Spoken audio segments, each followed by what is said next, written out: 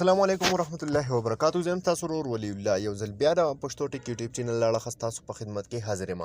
ملګرو، په نوې ویډیو کې به زه تاسو ته یو داسې براوزر راښیم چې دغه براوزر به تاسو تر اوسه پورې نه وي استعمال کړی خپله. دغه براوزر فایدې څه دي؟ که تاسو کتلی وي نو ځینې براوزرې چې وي په هغې کې تاسو ته ایډز راځي. ټیک ده، په دې کې چې تاسو ته کوم ایډز راځي تاسو هغه ایډز چې دي هغه ټول تاسو په دې کې بلاک کولی شئ. مطلب دغه ایډونه چې دي دا به بیا تاسو ته نه شو کوي. د دې نه علاوه دې کې تاسو ته ستاسو د موبایل چې کومه ډیټا ده دا درته هم ښایي چې ته څونه ډیټا سیو کول غواړې، یا بل ته ډېر ښکلی کوم براوزر چې دی ډېر مزدار براوزر دی، د هغې لوک د هغې هر څه چې دي هغه یو یونیک شان دي، هغه تاسو له مکمل بدل تاسو ته هر څه ښایي. نو ملګرو، ویډیو تر اخره پورې وګورئ، ویډیو سکپ کوئ مه. خو دې نه مخکې تاسو یو وړوکی شان عرض کوم که تر اوسه پورې تاسو زموږ پښتو ټیک یوټیوب چینل نه یې سبسکرایب کړی، دا سبسکرایب کړئ، خوا کې د غنټۍ نشان هم کلیک کړئ چې زموږ نوي ویډیوز تاسو ته په وخت باندې در رسي. ملګرو، دې لپاره به تاسو ته د اپلیکیشن ضرورت وي.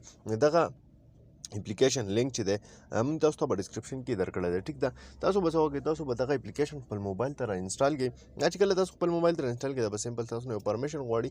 تاسو وګورئ دلته کې د دې چې کوم بیکګراونډ دی تاسو ته وګورئ، دلته چې کوم تیمز وغیره دي دا څونه مزیدار ښکاري. دغه شان دی په پرایوسي سیټینګ کې دلته کې تاسو ته څه کوئ، ټریکر اینډ ایډ بلاک، مطلب کوم ایډونه چې دي هغه ته له دې ځای نه څه کولی شي، ښه په اسانه طریقې سره بلاک کولی شي.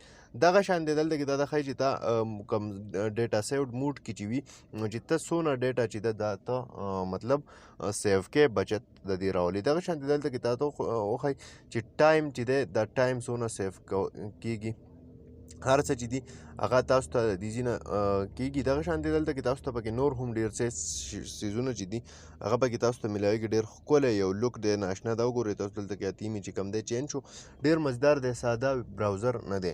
نو دا نوې ویډیو امید لرم چې خوښه شوې به وي. که خوښه شوې وي لایک یې کړئ، چینل سبسکرایبول مه هېروئ، د ملګرو سره یې شیر کړئ. تر بلې ویډیو د خپل ځان ډېر زیات خیال ساتئ. د خدای په امان.